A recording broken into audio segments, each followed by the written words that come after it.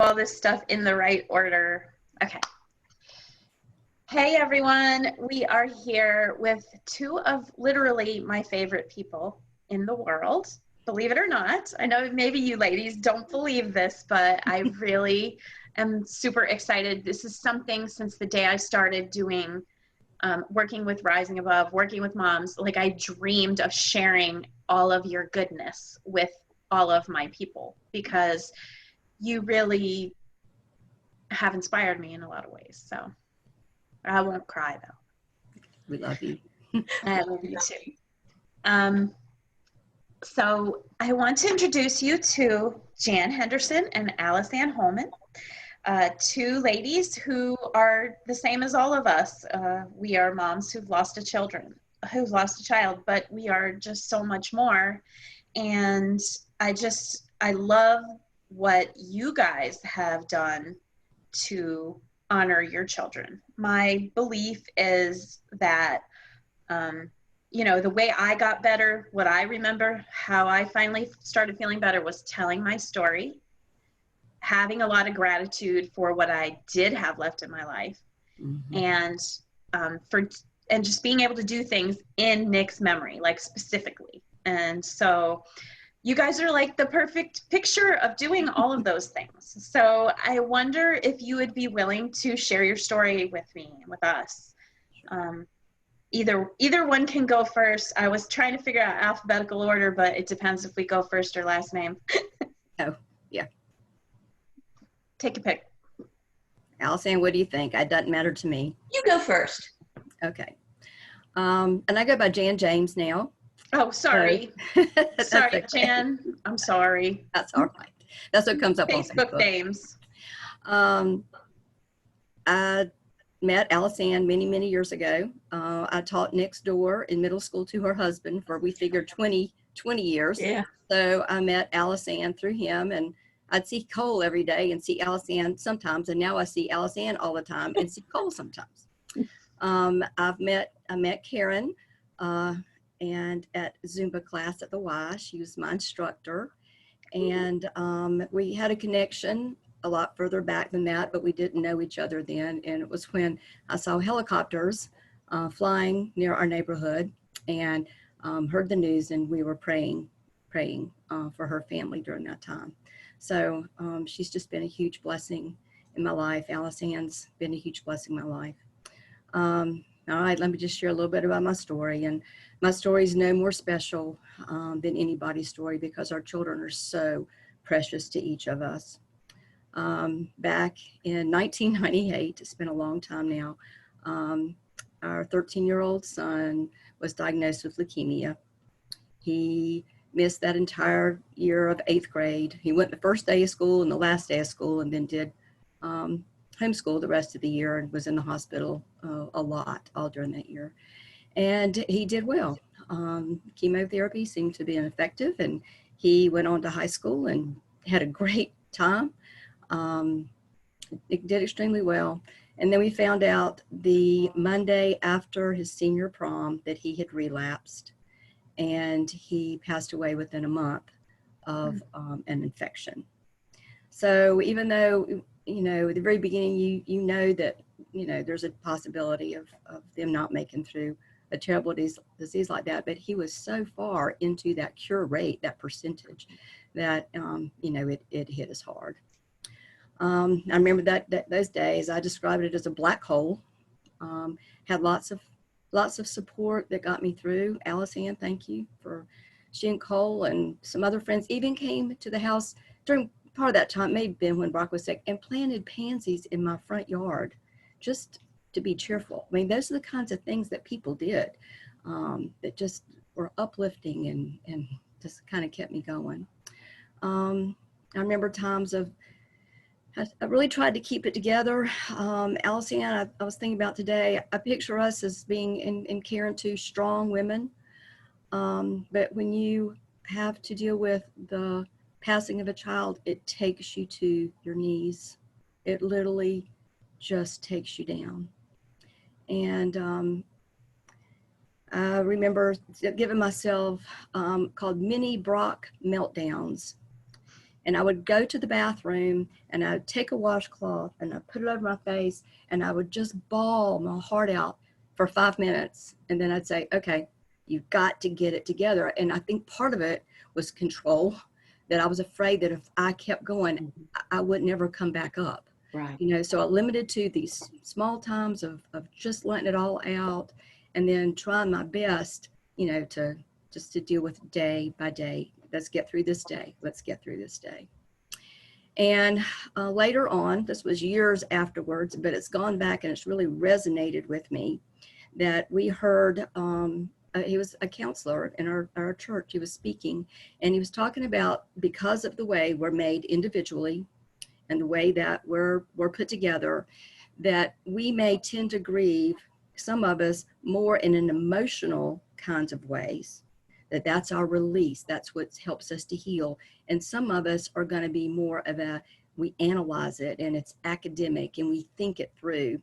And Allison and I are both, after we learned this, we're very much on that academic, analyze it, think it through. And so when we work with our group, Heartstrings, which we'll tell you a little bit about, we have to be very cognizant that we're trying to address those who approach it in a more emotional way, because that's just equally as important. It's just the way we're made. And I have a good friend in Charleston who works with a grief group. She's very much on the emotional side, and she reminds me, Jan, you've got to look at both pieces. Heartstrings started, I guess, 3 years after Brock passed away. We didn't have a group here in the area, and we wanted a faith-based group. We started with 2 people just sitting around my house, 2 good friends. They both lost sons in totally different kinds of ways, and we did a Bethmore Bible study because we didn't know what to do. We just knew we wanted to be together, and so we talked it through, and that was very helpful. And then the next that was in the fall and the spring. Unfortunately, we added somebody else. And then it's just grown and grown and grown and grown. And sweet, sweet, sweet women. Karen's a huge part of our group. She speaks, she presents at our day retreats. And the notion just came to me, this idea to start a group, and I couldn't shake it off. It was like it was recurring. You've got to do this. And I'm going, no, I'm not equipped. I'm nobody special. I don't know all the things that we need to do. Didn't matter. Do it. You need to do it. And that was what Alice Ann many, many years ago. And it's been a huge blessing for me because I've met some of the sweetest women ever. I know exactly how you feel. And you've been a huge blessing to all those women as well. I'm sure there's so many people that wonder, how would I have gotten through if I hadn't have connected with you guys? So when I was going to ask you about the different types of dealing with grief, the analytical side and the emotional side. So is the analytical side the thing that was telling you, okay, you've got 5 minutes to do this? Probably. Yeah, probably. But I didn't know what it was back then, because this was like, 10 years afterwards, Allison, that we kind of discussed at a least. long time. But it made such perfect sense to me. Mm-hmm. And the way that different people grieve differently. And it's, there's so many factors thrown in, but those 2, I think, are really important factors. So when you're talking to the person that you recognize as dealing with it more emotionally, what are the different, do you say different things to them? Yes. Yeah. Okay. Mm-hmm. I think you've got to acknowledge their feeling first, and they've got to get the feeling out and out there, because until they can give some, how when you shake a soda bottle and you shake it and shake it and shake it and shake it, if you just turn the valve, if you let your finger off in a hurry, it spews everywhere. Right. So our job is to kind of, as the emotions shake, to give them an outlet to slowly release those emotions, so that unlike a shaken soda bottle that you just pop the top on, it doesn't spew everywhere. But if you don't deal with the emotion first, I don't think they can move forward. And provide Wow. an outlet. Mhm. Like I know a group will like everything. All this is fine. I mean, there's no right or wrong or anything, but they may express like baking cupcakes and represent, to show the love that they have for their children and celebrate everybody's birthday, you know, and that's an outlet for love and showing that. And it's so important, but that's something I might not think of so much because that's not my particular outlet, even though I can appreciate it. And if I were participating, I would grow from it. Yes. Well, that's kind of what you do at some of your meetings. You kind of introduce people to different outlets and to different ways of dealing with it, different resources. And I just think that's always my message too, is just, you just got to keep like throwing spaghetti at the wall until something sticks. It's the everybody is not going to be the same, but I'm sure that there is something for everyone if they Yes. just patiently seek. It's just sometimes they seek one thing and it's frustrating because you just want to feel better. Mm-hmm. So Alice Ann, we didn't mean to like skip it over you. That's all right. I'll get to my Bubba. Um, I, I've been in, just a little bit about me first. I've been in public education for 41 years. This is my fourth year in retirement. So after 41 years, I am now enjoying retirement. Um, I have two children. Mariana and her husband have my four precious grandchildren, and I know everybody thinks so, but my grandchildren are wonderful, You are and wonderful. they're a huge, huge help and blessing to us. Robert is our other child, and he's the one who waits for us in heaven. I brought a picture just so you could kind of see, just so Oh, you know who we were talking about. That's my some Robert. kind of a good looking guy. That's Mm-hmm. my buddy. Very Um, cute. he's an outdoor kid, always loved being outside. We used to have to make him come inside to eat and take a bath and go to sleep. He would have spent 24/7 outside if he could. Smart, clever, thought way faster than I did, which was not always good when I was trying to fuss at him. Um, Lots of fun, loved people, loved big groups of people because he would have lots of folks to talk to. He didn't care who he talked to. He'd talk to the CEO of the company, he'd talk to whoever was cleaning the bathroom, he'd talk to homeless street people. Uh, he'd give you the shirt off his back.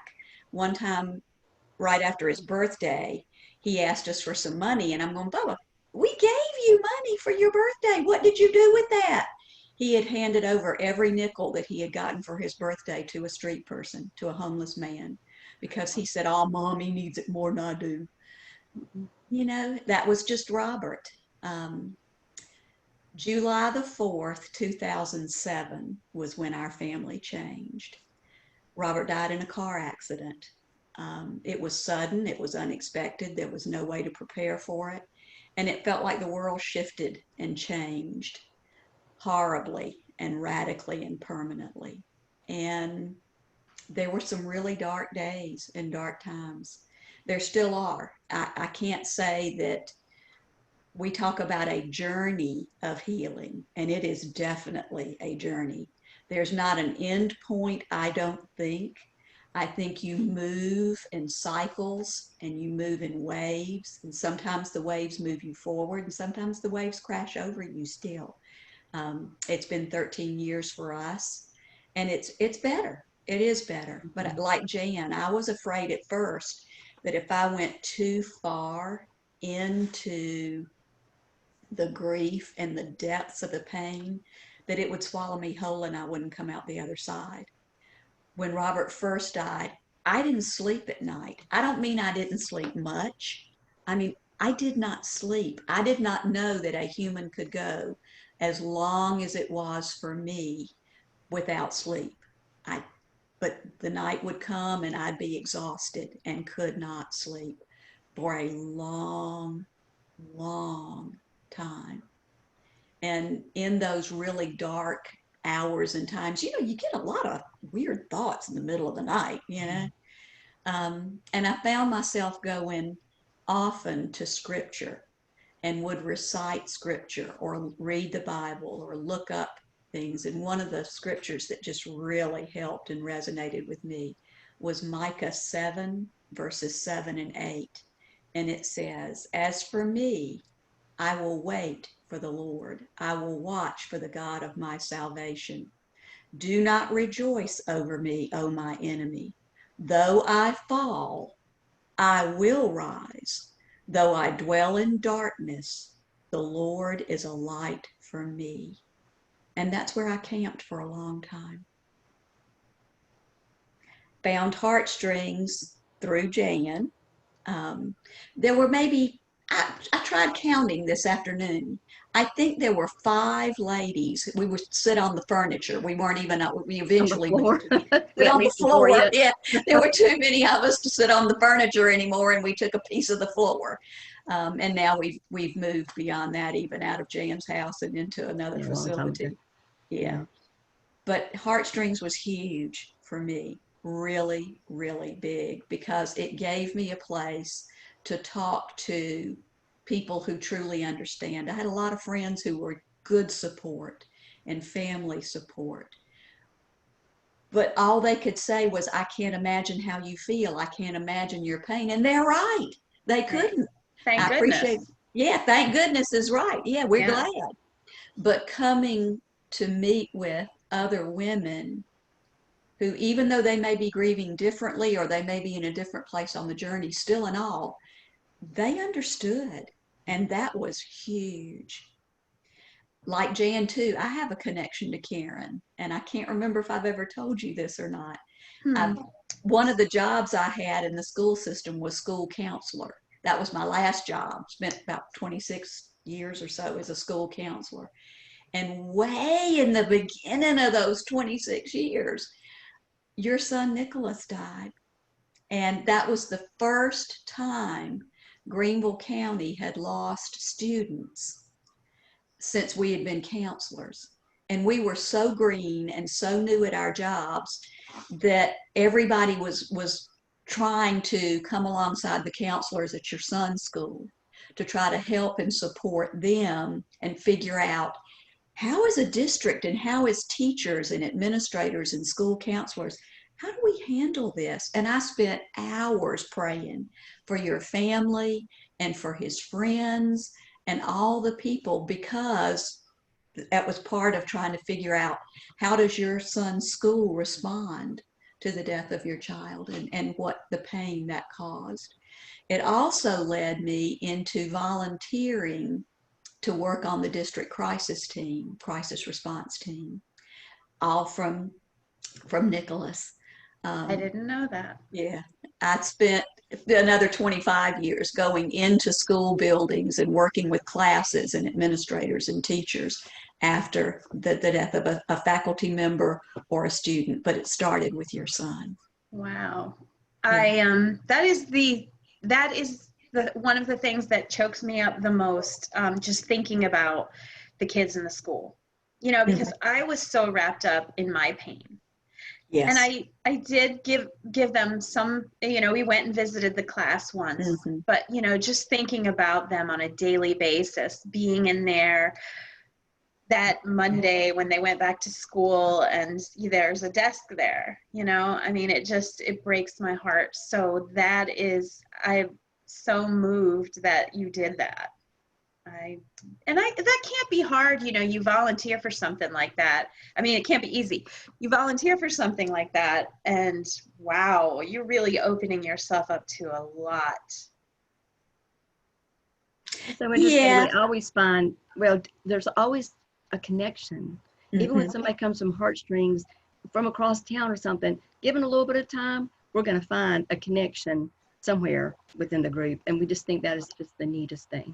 Yeah. Yes, it is. And that's what all of the moms need, is just any sort of a connection to make them feel like they're part of something again. Mm-hmm. Because when this happens, it's almost like you don't recognize yourself. You're not who you used to be. You don't fit in anywhere you used to fit in.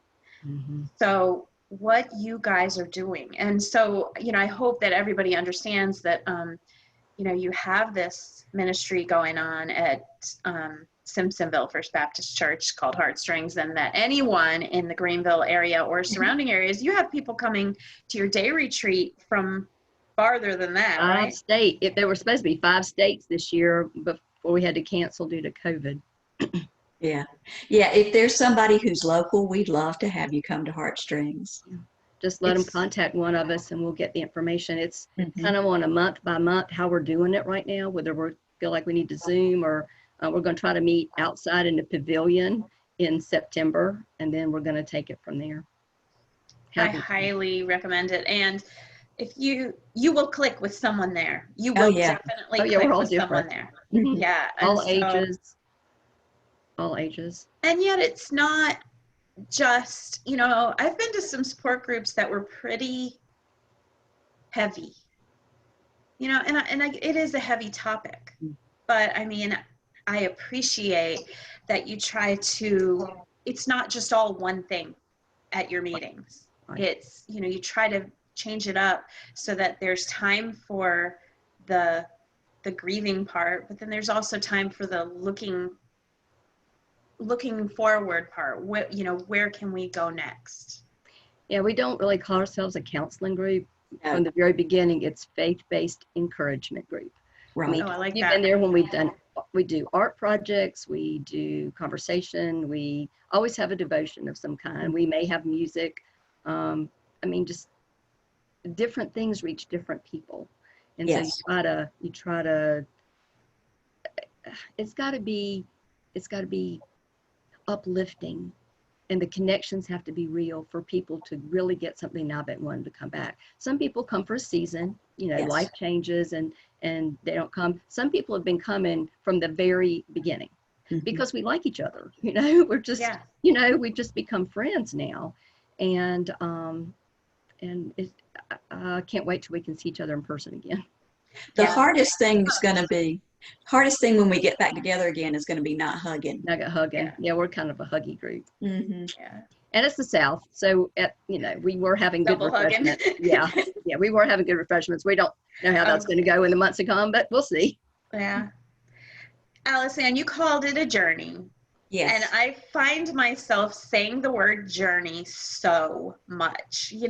There's just nothing else to describe it, because I think sometimes when people enter into the journey, they think it's just the end. They think it's just the end. Mm-hmm. But it can be a beautiful journey if you can open yourself up to the idea that there is more to be done here. I think you've hit something critical there. I think you've got to be open to the idea that there can be more than the crushing pain. Mm-hmm. At first, it felt like something was just sitting on me, pressing down, and all I could feel was the weight and the piercing pain. But being open to the idea that we're not called just to survive this, we're called to actually thrive again. I can't imagine Robert looking at me and going, "Mom, I want your whole life to just grind to a halt. I want you to stall out." Right. That would, he'd be saying, "Don't worry about me, I'm okay." Yep. I think we've got to be open, but you've got to be willing to be open to the idea that you can heal. Mm-hmm. It's not ever going to be the same. I found a picture not too long ago that was taken on June the 30th at a friend's wedding before Robert died on July the 4th. So just a couple days, just a few days before. And you can see that my face is different. Even now I look, it's across my eyes. There's an expression, an openness, and a I don't know, almost an innocence in my face in that June the 30th picture, that even now I still look at it and think, looks a little different, doesn't it? I don't think it'll ever go back to being the same, but that's not my goal. My goal in healing and in the journey is not to be just like I was. I'm not going to be, but I can be better. Yeah, it wouldn't make sense to be the same. Mm-mm. Just wouldn't make sense. I always thought that um, God doesn't bring us through something without wanting us to help somebody else Yeah. along the way, and if anything we've learned, all three of us, in that journey of a number of years, if we can share and help somebody avoid a pitfall we may have fallen into, or be encouraged, I just feel like that's something that is so important, and that's something we can all do for one another. Mm-hmm. Right.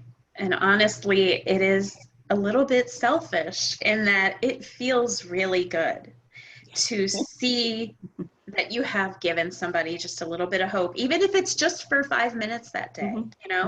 We know that there's going to be those waves where you go up and down, but it's nice to be there present when you helped someone get through a wave. Mm-hmm.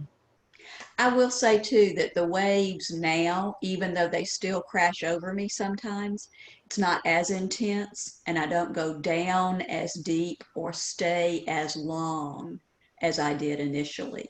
If there's somebody who's in initial stages, I would really like to offer you that encouragement. Yeah. Yep, Right. Well, still crash.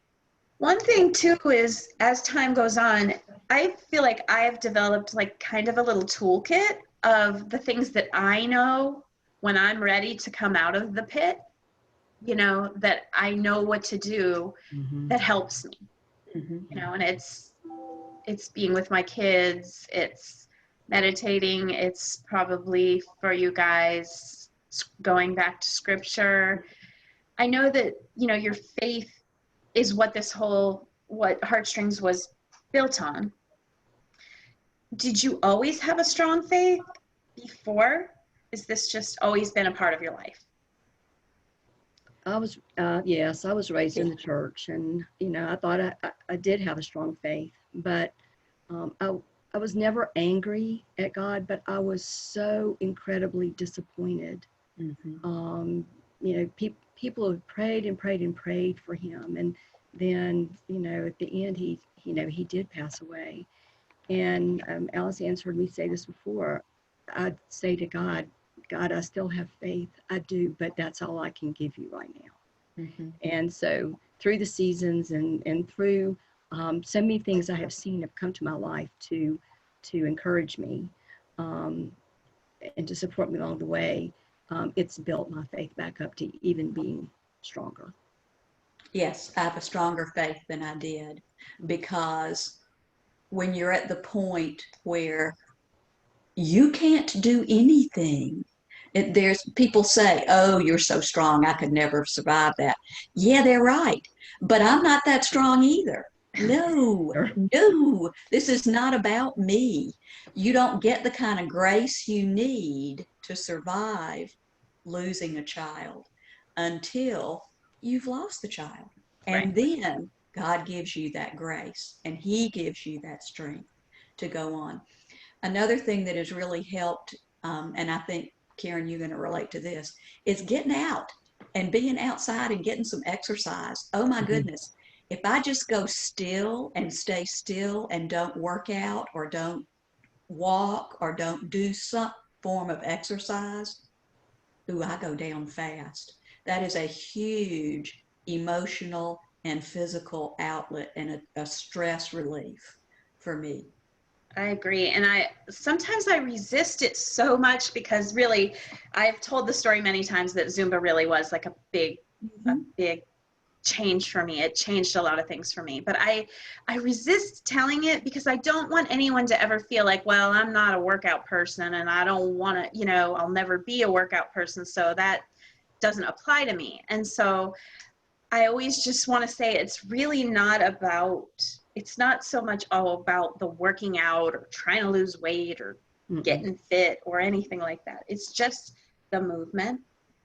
Mm-hmm. Yeah. And then if you happen to be doing something with other people, I think that's very helpful as well. It's something you enjoy, something you get some fresh air and Yeah, and we've heard like Diane Collard was one of our speakers, and she immersed herself in art and the Yeah. arts. She didn't have any prior, I mean, she had a love for it, but no real prior experience, and that's what lifted her up. Mhm. So everybody may find what really helps them. Right. I just wish I wouldn't have waited so long to try it, get out and do it, because I think I know that it's all in time. It's all in the right time. But, just for me, I look back and I think I probably could have been a happier person much sooner if I would have had the idea put in front of me, but. We're glad you did that, because I love coming to your classes. Well, thank you. Yes, I'm not the typical fitness instructor, but I just love the people. And what I mostly love is the people in the back row that are there for the first time and they're so scared, and they're like, I can't do this. I'm not a good dancer. I'm not this, I'm not that. But I think, everybody finds just a break, just like a disappearance from real life for an hour or 45 minutes or for whatever it happens to be. Yeah. Yeah, escape, yeah. Well, I appreciate so much that you guys are here. So you normally do the day retreat every year in March, right? March. We tentatively have set up March 20th, 2021. Okay. We'd like to hope that we're going to be able to get the women together at that point in time without having so too. Yeah. It was awful having to cancel. We've got a great speaker this year coming from North Carolina, from the Charlotte area, Jan Harrison. Yeah. Her book is Life After the Storm. So And good. it's one of the best. It's one of the best I've read. It is excellent. Me too. If you come to the day retreat, you will be given a copy of the book. She's going to bring them with her. And I really think it's going to be good. It sounds like a terrible, just sad, depressing, dark day, but it's not. No. It's not. It really is a sweet, gentle, soft, lovely time. Right. And it's, you've got a mixture of people at all different parts of the journey. Mm-hmm. And so the ones who are newer, you can see that, you can see their sensitivity and, just how on the edge of everything they are. But I think that just the courage that we all show just to walk into a building like that, knowing that you're going to be meeting up with a lot of people that have that story, but then finding out that those are friends, those are really your friends, and they're the ones that really understand. And yeah, it's been life-changing for me, honestly, life-changing. It's inspired me to do so much of what I'm doing now. I just love the idea of everyone getting a taste of a bunch of different things and finding, hopefully finding their thing and having a chance to share their story. I think sometimes moms are afraid to come and meet with other people or to really share openly because they're sort of, maybe your child died of suicide or a drug overdose or an addiction of some sort or was murdered or, there's something that they feel like, I don't really want people to know that that's exactly how my child died. Doesn't make any difference how your child passed. We're all moms together, and everyone there has experienced the same sense of loss and pain. And there are other things that just don't matter. We're just moms together. Yeah. And you can't really find that. And, it's not like you can just automatically be surrounded by a bunch of moms. That's just not how it works. You're surrounded by your family. And I think so many people are so disappointed by their family and their friends. And I try to, my thought on it is just, you can't teach them what it feels like. And it's a waste of your energy, really, to try to change them into understanding. Mhm. Just need different types of support from different people, and those are the people that give you one kind of support. And then when you need to be around people that understand, you go to a support group, or you find a friend or a group of friends that fit that. You know, even if we're not even talking about loss or grief, I mean, you know what I mean? To like, there's this overriding feeling of understanding, because you know everybody gets it. Everybody gets you, you know, Yeah. even if it's unspoken during that particular time. Very much And so. if one mom says, well, this is what I'm experiencing, did you have that? Did you go through that? The mom sitting on this side of you may say, no, it wasn't like that for me. And the one on this side says, oh, yeah, it was for me. You know, there's somebody there Yeah. that says, oh, yes. Yeah. Even if it's not common to everybody, you get support, which is lovely. Yeah, it is really lovely. And it's not, you know, there's a tendency, like I find in some, like on Facebook, where these large groups of women that come together, and there's a lot of it never gets better type talk. And so I feel like when you're with a mixture of people that are all, you know, their foundation is, I don't know how it's going to get better, but I am open to it being able I'm to be better. seeking it. I want it. Yeah. Well, I just love you guys so much, and I thank you so much for doing this. I really believe that this is what a mom newer to the journey wants to hear. And what's newer, you know, that's another thing that we didn't really talk about, because I'm trying to always figure out, like, well, how far along are they? That's interesting how they're there, you know? And it's just, there is no predictable time. Everyone is so different. Some people can be open to the idea that they are not gonna let this close off their future the day after their child dies, you know, and then some people it takes years. But I feel like seeing people like you as an example, you know, because everybody resonates with a different thing, you know, and so I think if people see you as an example, it helps them to know, hey, they made it, I can do this. We had some models along the way, and I remember looking at them going, they're up, they're dressed, they're going to work, they're smiling. If they can do that, please allow me to do that too. Right. So I think role models ahead are important. Yes. Just to be among the people that are on different parts of it. Yeah. Okay, well, I thank you so very much for doing this. So it'll be posted in the group, and everybody can watch it later, since nobody joined us on Zoom. I don't know if they joined. I can't keep up with too many things at once, so they may be watching on Facebook. But if there's any questions that anybody has for any of you guys, like, hopefully it'll be all right for them to ask, and we can have you comment back. I appreciate it so much. Hang out here for 1 second, guys, and let me just end this. Thank you, everybody, for being here today. It was amazing.